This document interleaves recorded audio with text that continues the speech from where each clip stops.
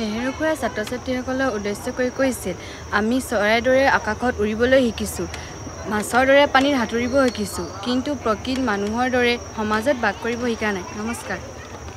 আৰু নেহেৰু খুৰাই কৈছিল, তুমি তোমাৰ লক্ষ্য ভেদ কৰিবলৈ অন্তৰত সাহসী কৰা, দেখিবা কেতিয়াও অকৃতকাৰ্য নোহোৱা। নমস্কাৰ। আজি শিশু দিৱস উপলক্ষে মই জয়শ্ৰীয়ে আৰু মই প্ৰাংকিতে আপোনালোকক স্বাগতম জনাইছোঁ। শংকৰদেৱ সংগীৰ প্ৰতি আমি ছাত্ৰ ছাত্ৰীসকলে আপোনালোকলৈ লৈছোঁ কেইটামান বিশেষ অনুষ্ঠান। আমাৰ অনুষ্ঠানটো শেষলৈকে চাব আৰু কেনেকুৱা লাগিছে জনাবলৈ নাপাহৰিব। প্ৰথমে মই আপোনালোকলৈ আগবঢ়াইছোঁ শিশুসকলৰ দ্বাৰা পৰিৱেশিত এটি সমবেত সংগীত। ৰঙা নীলা হালধীয়া কদনো ফুল, পাতবোৰ সেউজীয়া মন দিয়া ফুল। ৰঙা নীলা হালধীয়া কদনো ফুল, পাতবোৰ সেউজীয়া মন দিয়া ফুল। ভোমোৰাবোৰে চুহি চুহি খায়, ভোমোৰাবোৰে চুহি চুহি খায়। কোমল কোমল মন উৰি উৰি যায়, কোমল কোমল মন উৰি উৰি যায়। ৰঙা নীলা হালধীয়া কদনো ফুল, পাতবোৰ সেউজীয়া মন দিয়া ফুল। ৰঙা নীলা হালধীয়া কদনো ফুল, পাতবোৰ সেউজীয়া মন দিয়া ফুল। কুকুলিটিয়ে মিঠা গীত গায়, তাকে দেখি বুলবুলি নাচি নাচি গায়। কুকুলিটিয়ে মিঠা গীত গায়, তাকে দেখি বুলবুলি নাচি নাচি গায়। সাগা সাগা সাগা মাগাৰে সা নি ৰে গাৰে সা নি সা সা সা সা। সাগা সাগা মাগাৰে সা নি ৰে গাৰে সা নি সা সা সা সা। ৰঙা নীলা হালধীয়া কদনো ফুল, পাতবোৰ সেউজীয়া মন দিয়া ফুল। ৰঙা নীলা হালধীয়া কদনো ফুল, পাতবোৰ সেউজীয়া মন দিয়া ফুল। ৰঙা নীলা হালধীয়া মন দিয়া ফুল। বৰ সুন্দৰ গালে ন? বৰ সুন্দৰ গালে। আমাৰ দৰ্শকে বা কেনে পালে? এতিয়া কি দিম আৰু? ঐ, আমাৰ নাস্তা আছিলে নহয়, চাই যাচোন চাই যা। ঐ প্ৰাংকিত, সিদ্ধাৰ্থ ৰেডি হৈ গ'ল বোলে। এতিয়া আপোনালোকলৈ আগবঢ়াইছোঁ সিদ্ধাৰ্থ শংকৰ ৰায় এটি নৃত্য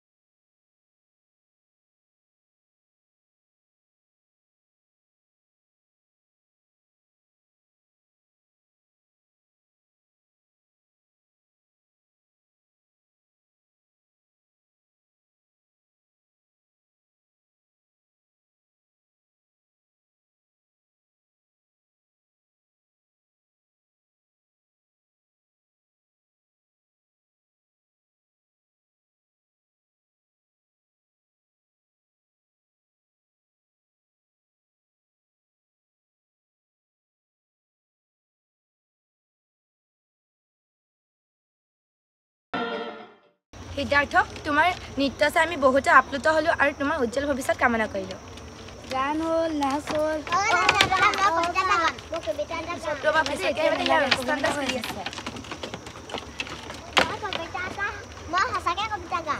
অঁ হয় নেকি তেনেহ'লে এইবাৰ সঞ্জুমণিৰ দ্বাৰা এটি শিশু কবিতা নমস্কাৰ মোৰ নাম শ্ৰীমতী সঞ্জুমণি কোঁৱৰ মই এটি কবিতা আবৃত্তি কৰিবলৈ লৈছোঁ সেই কবিতাটিৰ নাম হ'ল আজি মোক মৰম কৰা আৰু এই কবিতাটিৰ লেখক অনন্তদেৱ বৰ্মা মা আজি মোক মৰম কৰা অলপ মৰম কৰা মনটো দেখোন বেয়া লাগি আছে আজি অথনিৰে পৰা কেতিয়াবা মই খেলি থাকিলেও হঠাতে ওলোৱা আহি মোৰ খেলা চাই মোৰ ফালে চাই তুমিচোন থাকা হাঁহি হাত বুলাই দি মোৰ কপালত কোলাত দেখোন লোৱা শুনটি মোৰ বুলি মা তুমি দুগালত চুমা খোৱা কেতিয়াবা আকৌ কাষলৈ গ'লেও তুমিচোন কোৱা মা কাম আছে মোৰ আমনি নকৰ আঁতৰি যা ইমান যে মোৰ বেয়া লাগে মা ইমান যে খং উঠে তেতিয়া তোমাক মাতিবলৈ মোৰ মনেই নাথাকে মুঠে নমস্কাৰ ঐ প্ৰাংকি আমাৰ সৰুখিনি হৈ গ'ল কিন্তু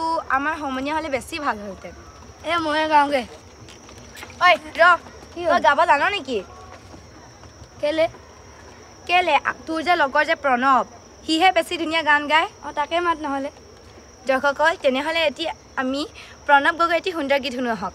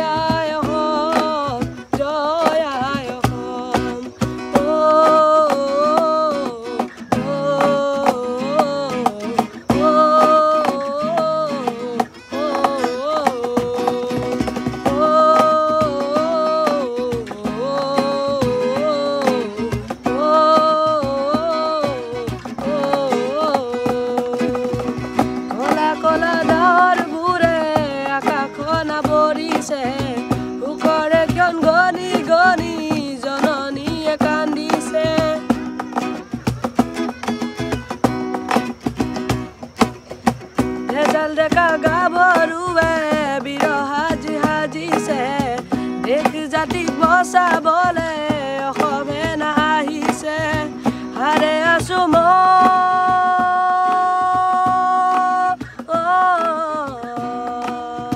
হাৰে আছো মই আৰু শব্দ জনগণ দহৰ বাবে মই আহিছো ওলাই মোৰ দেশৰ মাটিৰ গান গাবলে সদায় ভাৰতৰে পূৰ্ব দিশৰ সোণালী অসম গৌৰৱে চিঞৰো জয় আই অসম জয় আই অসম জয় আই অসম জয় আই অসম জয় আই অসম জয় আই অসম অনুষ্ঠানৰ শেষত আমি আগবঢ়াইছোঁ আপোনালোকৰ বাবে এনাক্ষী দাসৰ এটি সুন্দৰ গীত